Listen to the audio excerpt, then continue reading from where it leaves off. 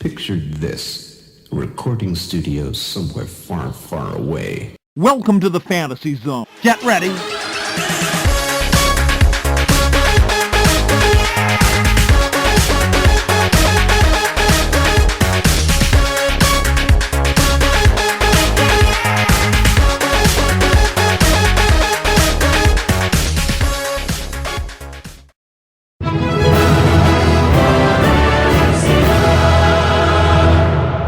Welcome, Watchers of Illusion, to my Castle of Confusion.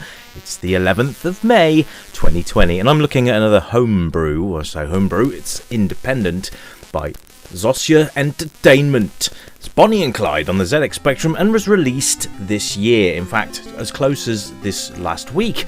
So I thought I'd have a look at it. And it's on the ZX Spectrum, and I tell you what, these Spectrum games just get better and better and better. I swear to God, these limitations that people talk about, they've just been busted wide open. This is another cracking independent game, and I'm really pleased to be bringing this one to you guys today. In fact, you know what? Over the last sort of month or so since I started doing these independent games, I think they've really hit home with you guys, and I really like that as well. Giving you guys something that's never been seen before. There's just something special about that.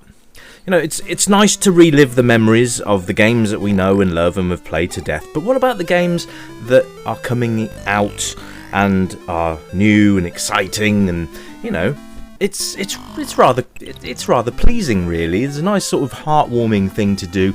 It gives the developers some exposure as well, and gives you guys a bit of something extra to have a go at that you've never played before.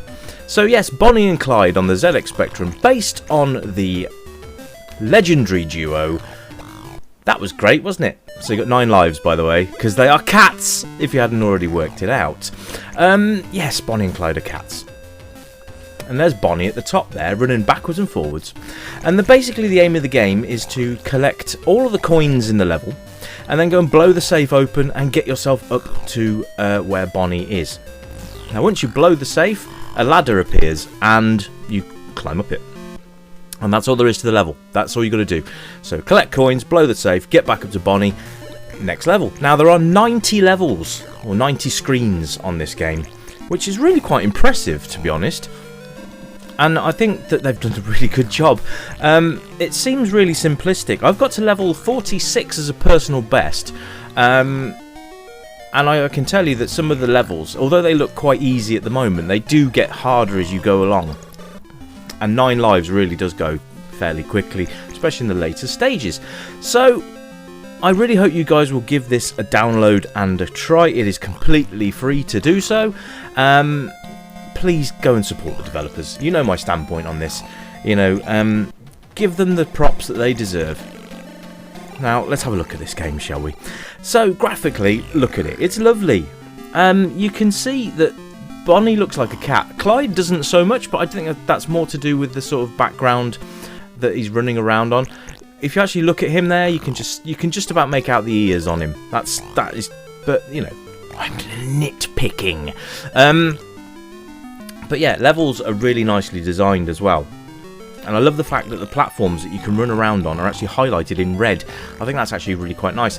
You've got different backgrounds there. You've got a washing line in the background there, and also all the cracks and stuff in the walls, which are brilliant. Just gives the game a little bit of diversity and a little bit of difference as you go along. It's not the same screen over and over again, which is really nice. So you can hear the music in the background as The Entertainer, by Scott Joplin. Now, obviously, he didn't write the music for the game, but this is his work, obviously. So, that's a really nice touch as well, and it works really, really well. The funny thing is that the sound effects on this game all sound very 48K-ish, but the music is definitely 128, so that's really nice. So, it does work on both a 48 and a 128. If you want the nice music, it's a 128K. If you want the standard sort of 48K noise and stuff, then you know what to do. But absolutely, fun is just on the menu with this game. It's really, really good. And I think if you guys are platform fans like Bomb Jack and that sort of game appeal to you, you're going to really enjoy Bonnie and Clyde. Absolutely, 100%.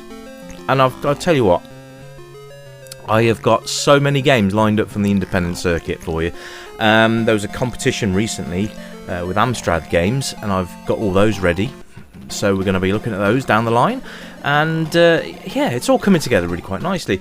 Obviously, I'm not going to be ignoring the classic games that we all know and love, but these are something new. And we all like a bit of something new. And, you know, got to keep the entertainment going during this lockdown, haven't we, ladies and gentlemen? And you know what? If I make you smile at least once during a video, then, you know, it's worth it, isn't it? So, controls are very, very simple. It's up to jump. You know my thoughts on that. Now, the jump can be a bit twitchy, but that's not a bad twitchy. It's just very responsive. So don't worry too much. But you can find that you're jumping, is a little bit erratic sometimes, but that's just because of the sensitivity of the jump. But you know what? Better to have it overly sensitive than not. I'm really not going to be worrying too much. But yes, the controls are nice, they work really well, and you've got fire as well, which is your gun, and that's it. So basically a nice simple control configuration, which is great. You'll get levels like this. Now, the first time I played this, I didn't have a clue how the hell to get up there. So basically what you've got to do is you've got to sort of jump in and sort of parkour your way up. So you like waggle your joystick left and right to get up in through the gaps to get yourself higher up. Took me a while to figure that one out, but once you've had a go and you've got the idea, then you've got it sorted for future levels that implement this technique. There you go. But yeah, I mean, for graphics, it's very, very cool. And this would have been an ideal $2.99 budget game or $1.99 budget game back in the day. You probably wouldn't have wanted to pay more than that. I don't mean that in a derogatory way, but this is more of a budget title sort of release than a full $9.99 cardboard box job, which we all know and love as the Spectrum owners that we are, or were, or still are. I don't know. Let me know. Have you still got your Specky? Do you still plug it in? Because sometimes real hardware you just can't beat it. Anyway, so sound. The music's very nice, as you can hear. The sound effects, like I said, are very 48K sort of blips and bloops, so that's quite nice as well. But the fact that we've got sound effects and music in the same thing is actually really nice, so I'm quite pleased with that. The developers have done a really good job with everything. I mean, look at the level design again. We're now on a train. Absolutely fantastic. So yeah, and gameplay, it's just the playability on this is absolutely phenomenal. It's just so much fun bouncing up and down these platforms, shooting cats. Yeah, you can't get much better. That sounded really horrible. I didn't mean it like that. You can also get these bonuses, like these. The wardrobe thing comes down, the coat hanger, and it changes the colour of your outfit. Now, I don't know if that's just for bonus points at the end of the level. It doesn't seem to do much else other than bonus points. But yeah, there you are.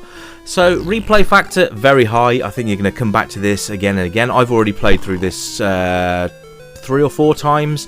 Not played all the way through. I get to about level 46. That's the top I've got so far. If you guys want to have a go and get any further, let me know. But I can tell you that the levels do change scenery a bit later on in the game, which is nice. Age range, you're looking pretty much any, because it's lovely. It's a pick up and play for pretty much any age group, and I think that really opens the door for a lot of players. You know, it's not everybody can pick up a game and play it instantly, so you know, props to it for that. It hits every sort of tick box really. Some people might find it maybe a tad too easy, but trust me, as it gets on, you know, these levels do tend to get harder. The other thing you'll notice is you've got an ammunition at the top of the left hand corner of the screen. You can get refills when Bonnie throws you down a crate like this, and it refills your bullets, but your bullets do pass from one level to the next. So if you run out in one level, that's it, you're screwed for the next level until Bonnie throws a crate down. So you're gonna have to avoid the enemy cats as much as you can. But she does throw them down fairly frequently, I suppose. But yeah, there's bonus points and all sorts of stuff to get hold of as well. Obviously, it's a one-screen platformer, which is great. It's a one-player game, which again, I really didn't think it would work as a multiplayer, but again, you can use the pass the controller function. But yeah, it's a really nice game, and it's another one of those high-scoring jobbies that's just going to get... Well, you'll see what the score is at the end, and I think hopefully you will agree that it's a fair and just score, and that the developers need a lot of love, and hopefully you'll go and give them some. Anyway, that's about it from me. I will see you again very soon with a brand new review, hopefully something else that you haven't seen before, and you guys keep safe, keep indoors, and much love to you all. Until next time, bye for now.